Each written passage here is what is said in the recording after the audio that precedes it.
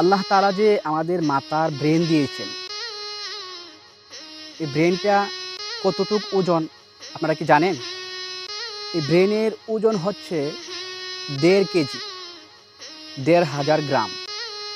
আচ্ছা, আপনি যে মাথাটা এভাবে নাড়েন, এভাবে নাড়েন, এভাবে নাড়েন, আপনি কি বুঝতে পারেন যে এখানে ১,৫০০ গ্রামের একটি ব্রেন রয়েছে?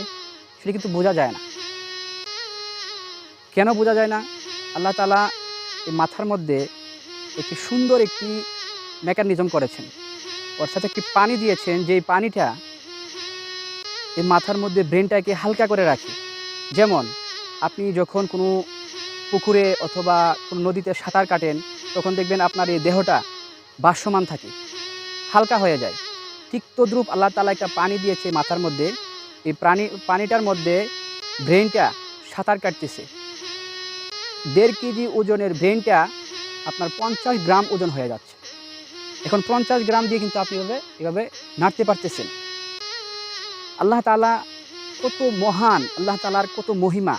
আল্লাহ তাআলা আপনাকে এই ব্রেনটা কত সুন্দর করে সাজিয়ে দিয়েছেন, তবুও আল্লাহকে আমরা ভুলে যাই। তাই আসুন আল্লাহর পথে ফিরে আসি এবং আল্লাহকে স্মরণ করি। ৫ বার মুয়াজ্জিন যখন আমাদেরকে ডাকে, সেই ডাকে আমরা প্রত্যেক সময় সাড়া দিই।